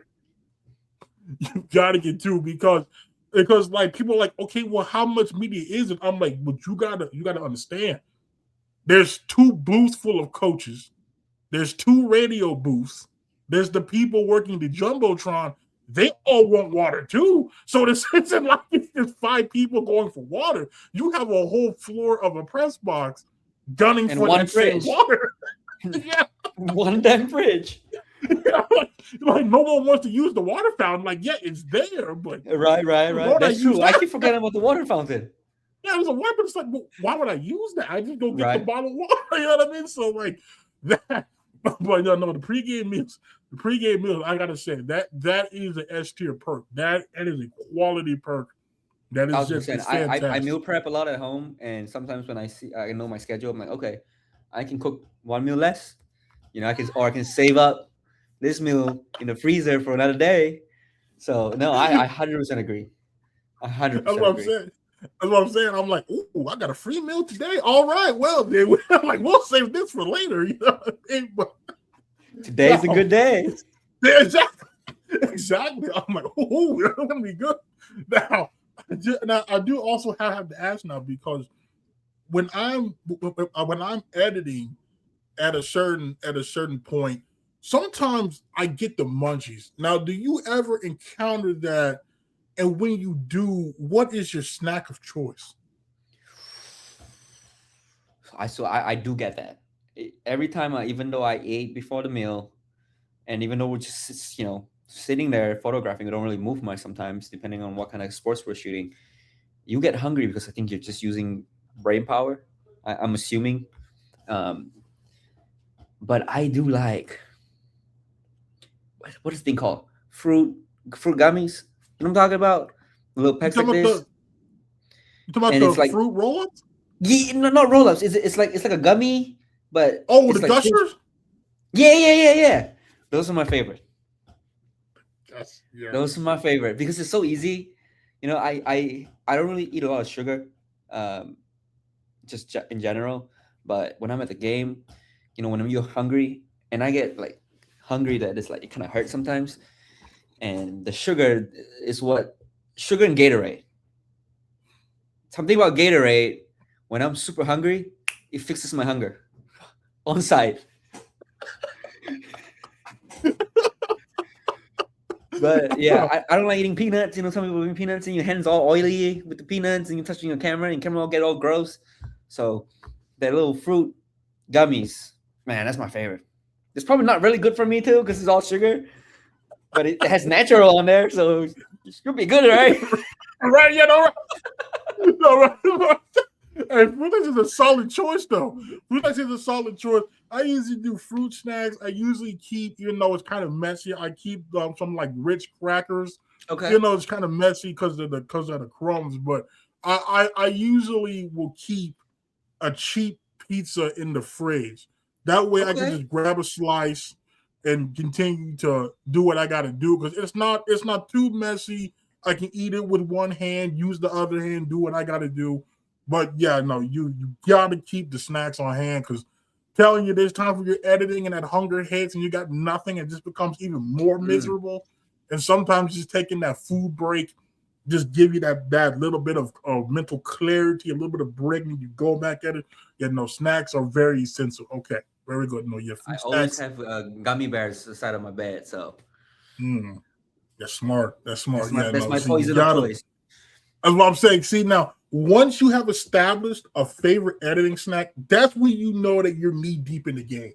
Once you have that, once you have that, you are knee deep in the game because that means that is you have tried various methods and that's the one. This the only thing that sticks to you. Yep. Right? Like, that's when you know.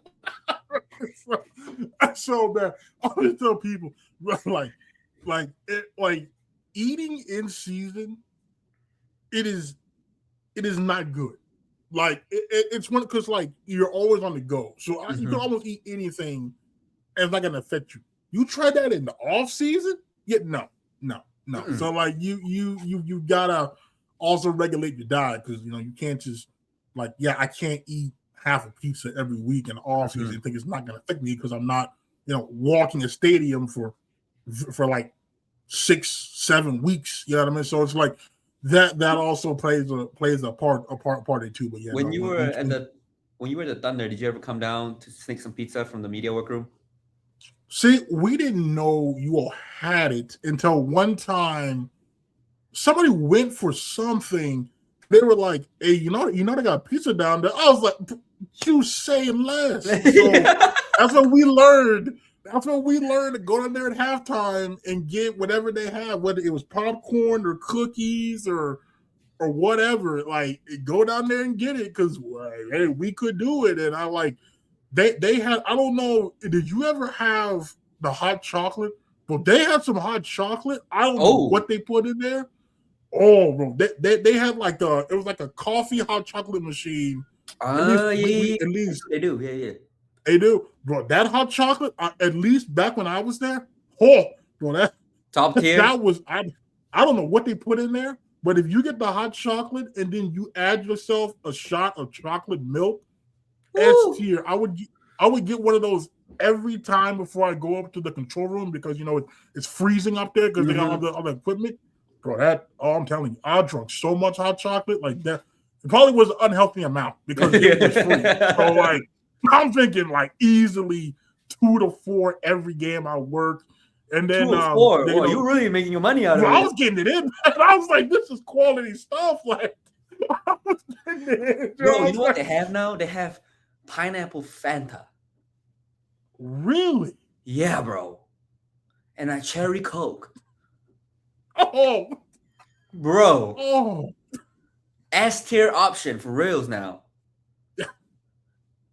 do they? Is it the full bottles or is it? It's the The can. It's can? the can.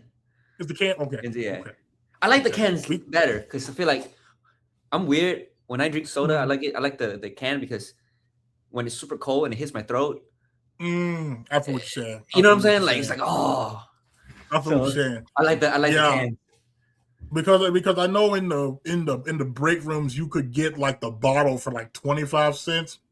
Bro, really? You could get like a full bottle that would normally cost you like $2-3 at the convenience store for like a quarter. Bro, I kept quarters in my backpack, and every time I left, I brought home a soda, bro. Like I'm telling you, it was not good, but it was good at the same time. So like, like I said, meal prepping something is essential because I'm telling you, like you said, during the season doesn't matter as much because you're ripping and running, and so it does. Mm-hmm. But at that off season, like you got to have a balanced diet or something because if not, I'm telling you, bro, it's gonna be bad. Like I learned at the hard way, 2023. Like I got to the season and I could barely like walk up the steps. I was like, all right, we gotta do something here. Like we gotta figure out something. And so I started eating better in the off season. Got there in 2024, had no problems since. But yeah, you gotta find a balance because I'm telling you like that. And those media food are greasy. It's so greasy. It is. It is. And then it's just like, after you do all the editing and stuff, like I kind of want to veg out. I don't want to really cook. So, then you just go get something and it just kind of snowballs. But yeah, no, I tell everybody, like you got to balance that out because I'm telling you, if not, it's going to be tough, man. It's just going to be tough. Your pants will start fitting a whole lot tighter and you'll be like, well, how is this possible? And then you stop and thinking like, yeah, this is how. This is how. So yeah, no. Pizza every night after the game. You're right. You're right. You know what I mean? So it's like, maybe sometimes go for a salad, or something. Because yeah, no, that indeed is a thing. Okay, let's see. Your favorite musical artist. My favorite musical artist. Ooh, brother, that's rough. That's tough. Can I say my favorite song instead? Sure. Fast Car by Tracy Chapman. Okay. That's my favorite song. Okay. That's I don't know what it is, but favorite artist. Well, if you look at my Spotify recap, it would be Jay Chou. Is a Chinese singer, but I don't really listen to a lot of Chinese songs. But he will always be number one for some reason every year. Damn, man. Don't feel bad. I listen to a lot of Houston rap and nobody else really knows. Like there might be a few coaches that are from Texas that might know, but otherwise people look at me crazy. So I fully understand. Whatever floats your boat there. Whatever floats your boat there. I listen to a lot of indie sometimes too, so that's kind of a little bit non-traditional, I guess. But yeah, I enjoy all kinds of music, but I don't really have a favorite artist because I feel like everybody expresses themselves differently. I have my favorite rapper. I like 21 a lot. I like Drake. But then you go rock. I like Linkin Park. I was a big Linkin Park fan when I was a kid, bro. I was so I bought every album they had, and they didn't. He was just yelling through the mic. I don't even know half the thing he was saying, but But it sounded cool back then when I was a kid. So. That's what I will say too is like the only because I really don't listen to like non-talk radio anymore. Mm-hmm. So like if it wasn't for me going to these games, I wouldn't know any popular songs out. Like half the time I'm like, what song is this? Let me Shazam this. Oh really? I never heard this song. They're like, yeah. What are you talking about? I was like, bro, listen, I don't know these people, bro. I don't. So like half the time during those media timeouts and music's playing, I'm Shazamming stuff. I'm like, oh, so you're like, oh, this sounds cool. Yeah. I was like, wait a minute, we gotta add this to the playlist. Like, let me Shazam this. We're starting to be like our parents. I know.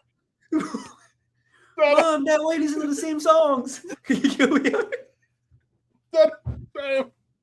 I'm telling you, I have a whole USB in my car that's got a lot of songs from like 2000s, early to mid 2010s, and I play that religiously, and I'm like, Nelly, oh Just a wow, Dream. yeah, I'm like, dang, now I'm just becoming what I used to criticize them for. Why listen to all the old stuff? Now here I am listening to all the old stuff. I'm like, oh, this is adulting, huh? Well, this is. Mhm. We're getting old, bro. We're getting old. Right, like it's getting old when like I told somebody one time in the interview, they told me their favorite artist was Future, and I was like, oh yeah, I remember like freshman year of high school when he got big. That kid was just like, man, you're old, because that was third grade for me. I was like, wow, that's Man, you're that's old. tough. That's tough, bro. Somebody come Like get their kid. I was like, that's tough. Like third grade. I don't know what I listened to in third grade, but like that's tough. That's I'm crazy. like, oh wow, I am getting old. Like because like you said though, it's weird because you don't realize it because I feel like we're always around people that were significantly older than us. So like I was always the youngest person in the room, whatever I covered most of the time. So now it's weird, like when I see the dudes now that are born in what like 2000 and I don't know what Eight eight or something. that are like Yeah. 18 years old or a freshman. I'm like, well, I was in like sixth grade. Like, Yeah. that's when it really hits you, where it's like, oh, okay, like I am contrary to what I believe, I am getting old. But like I said, but I still feel like though, that's good because I feel like we're in that middle ground where it's like we're still young enough to relate, but we're Hmm. old enough to have wisdom. And I feel like this Right. is the ample time to really hammer home points with guys while we still have that. Because once you get a certain age, they're gonna say, "Oh, you're just an old timer and this and Hmm. that." But like right now, we're kind of in that sweet spot. So Jay, um, what year are you born? I was born in '96. Oh, you're 1 year older than me. Really? Yeah, you're a Okay. year older than me. Yeah. I'm 97. Oh, okay. Yeah. We're the See, same we're all age. wrong. Yeah, we're about Yes. the same age. Yeah. I'm saying, yeah, we're all knocking on the door of 30. So I mean, Oh, it's shit. it's crazy. I remember talking to a guy last year. He thought I was like 23. I was like, bro, listen, I wish I was 23 again. Like, I wish I could bend down and not like have a muscle tighten up on me, or I, Oh, I shit. Yeah, wish you're right. like, or I wish I could stay up till 4 a.m. and be perfectly fine now. Like, yeah, believe me, I wish that was the case, but no, that's not the case. Bro. I'm almost 30, but again, I feel like though that's kind of a good thing because that means we're able to relate to them, and I feel like if we relate to them, maybe they're more inclined to listen to us. But um, okay, okay. Well, I guess my final question for you is looking back. I know you're obviously you still shoot for UCO and stuff, so you're still involved. But the UCO Mass Comm program, the photography program, talk about what was the impact that they had on you, and how did they prepare you for what you're doing now? Great question, bro. Um, I usually tell people that you don't need to go to school to be a photographer, because you have internet. You got the internet now. And you learn everything from the internet. But at least for me, at least in my personality, if I wasn't being graded, I wouldn't take things seriously. So I feel like for me, it helped me to venture into all different types of photography, for me to realize that sports or architecture is what I wanted to do, if that makes sense. Um, also being around other photographers, and getting your ass smoked by your classmates pushes me to be better, because I'm like, oh, I thought I had this in the bag. And then a homegirl pulls up with a banger photo. I'm like, God damn, why didn't I think about that? So in that sense, in that environment really helped me, and pushed me to be a better photographer. But if I'm being completely honest, um, and this is not knocking on UCO or anything, but most of the stuff that I do now, I didn't learn that in school. it's all like real life experience, because there's some things you got to be in the pressure zone to be able to understand certain things. So I feel like, um, school is a good stepping stone, but it's not gonna give you a career just because you go to school. You know what I mean? Like, we both graduated from the journalism program, and how many of our classmates are still doing what their major is? You're probably the only one that is still reporting right now, right? And I'm, if I I remember think I correctly, think I'm the only I photographer that think graduated. so. Yeah, from our class, I think. Well, I think Blake. Oh, what is his last name? Dang it, dang it. He wore glasses. I don't know if you ever saw him, but I forgot what the man's last name is. I know he does commentating for things like Puddle baseball, but Oh, no like way. but there's not a, like you said, there's not a whole lot of us. Because I mean, let's be honest though, like it doesn't depend most of the time. Let's be honest, right? It's not great, especially starting out, right? You sacrifice a lot, like I said. The hours can be weird. Obviously, sporting events are played on weekends, so your weekends are taken. Like there's a lot that once you get into it, you're like, okay, now the coolness is kind of worn off.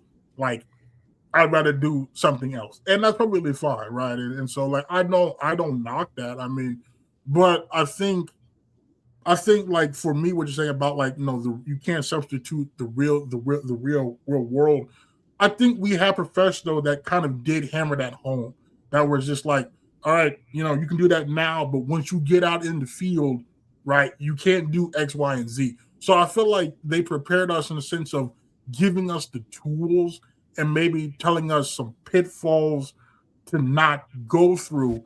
But a lot of it, they just can't. Like, there's no substitute for experience. So you're just gonna have to go You out have there. to You're do gonna, it. you're You gonna gotta, have yeah. you gotta have to do it. You're gonna have to fail. You're gonna have to make mistakes. But like, I actually think it's cool, right? There's what is it? Oh, Preston. I think his name is it? It's not Stone. Is it Stone? Preston. I know he does like high school commentating. Person, the guy that Obviously, went to school with us, the super tall guy. yeah, yeah, Yeah, yeah. He was back here, I yeah, think. yeah. Oh, Yeah, wow. That's cool. and That's rad. and then obviously, like, I feel like you turn on every local news station, you're gonna see a former Cho there. So it's Oh, like, yeah. you know what I mean. Yeah, So that's true. it's That's like, true. Yeah. yeah, I mean, Like, I mean, so it's like, Micah is back here. Micah Wilson. Do you yeah, remember Micah? I saw him I at do the remember Michael. playoff games. Yeah, he saw me. We were like, bro, we haven't seen each other in like 6 years. It's wild. It's That's what so I'm crazy saying. that, you know, I mean, we have a great, pro media program here in UCO. I mean, probably half the TV stations here are all alumni. Shelby Love is our alumni, and Amanda. I think she's still a producer at News 9. So everybody that we went to school with, at least for me, because I was a double major, my photo side, I think I'm the only one that's still a photographer that graduated with me. But on the pro media side, everybody, I mean, as far as I remember, everybody got a job before they graduated. And I was like, did I just chose the wrong field of work because everybody here has a job and I don't? Like, you know what I mean? Oh, but to be fair though, I feel like though, like I don't say it's easier to find a job in news, but like there will always be openings there because it is a high turnover field. But yeah, no, I mean, I was the same way. I had a gig with OKC CBS Sports Radio, but I thought that's just a testament to the program though. Like we come out ready to contribute, and employers see that, and they and obviously through experience of other shows doing great work as well. And I think like we talk about a standard. I mean, I feel like there is a standard you need to uphold coming from our mass communications program, so we can keep that name, keep that reputation. And like I said, I mean, we had great professors, Mark Scott, David Nelson, Mark Hanabitz, where there was Desiree Hill on the news. So I say like people that had years of experience Real and world experience, yeah. and just poured into you. And I mean, it just, yeah, no. And I think the cool part is, like you mentioned, seeing Micah after 6 years. When I see guys pick up like it was yesterday, I mean, like that. I think that's just a testament, like Austin Brissett. When I see him out there, I'm like, man, I remember when we were out there shooting things for news reporting and that kind of stuff. It's like I want to see you were in the trenches with these people. That's kind of dramatic, but like you being in that club, you're forced to interact. I mean, that's just part of the job. So like those relationships, they still carry over, and I feel like we still encourage each other. But and like I said, I'm always feel like I'm honored to have been a part of that fraternity, and like while I technically have never left Edmond per se. I mean, I was always doing the Cho Show, but like still, I think it's cool that people can look and see like, okay, I can go do what Joe's doing. I can go branch out, travel, shoot things, make a living, right? Or I can stay home and still cover and still have a following and still make an impact. So, I think it's just cool that there's so many of us out there, and like I said, you still come back, you still shoot sporting events for us. So, which is why I wanted to bring you on, because I feel like people see your pictures, but probably sometimes don't know who takes it. Or whenever I mentioned Gerald before, I feel like people might not know who Gerald is. So I was like, Gerald, he has a cool story, he has an impact. Other people have for sure seen his stuff. I'm sure. I'm very personal with my social media, so yeah, I don't really post much, if you notice. So yeah, I feel like a lot of people don't know a lot about me unless like you're my buddy, so you know me personally. So, right. That's what I'm saying. Yeah, that's what I'm saying, and it's like, man, I need to get more people like you on that are out there, that are former Chos, that are still related to UCO athletics in some way, shape, or form. Because it's like you all are doing great work out there, and I know that there's people that will support you because you are a Cho, but just don't know. So like that's why I was like, yeah, I got to get Gerald on, because I know people have seen his pictures before, because players have shared it before. The school shared it before. You've seen his stuff with the AP. You see, like the Mendoza pick. I know people have seen that, but they don't know who took it. So this is who took that. This is Gerald, and so I was glad we were able to get you on and do it. I know we tried last year, but timing wasn't there. But I was glad we was able to do it. And like I said, it's always good seeing you. I know you're in demand, so I know the times you're on the sideline down there inside the Rich is limited now, but it's always good to see him down there. Like I said, this is really cool. Seeing all the other photographers that are there, and seeing how much this has grown from whenever we were coming up to where it is now. But yeah, no, seriously, Gerald, man. Seriously, man. Thank you. I really appreciate you, man. That's very nice. That means a lot to me, man. Like, I mean, wouldn't be where I am without you too, man. Just want you to know that. We were together back there in a little tiny room in the corner. So I appreciate you having me on and letting me share my story. And you asked me a lot of great questions, and some I couldn't answer. Like, what kind of food did I like? I can't give you an answer, bro. Well, now to be fair though, I feel like you made my job a lot easier, because you come to me and you would just ask, okay, what sport do you need me to go shoot? I would probably ask you, what sport do you want to shoot?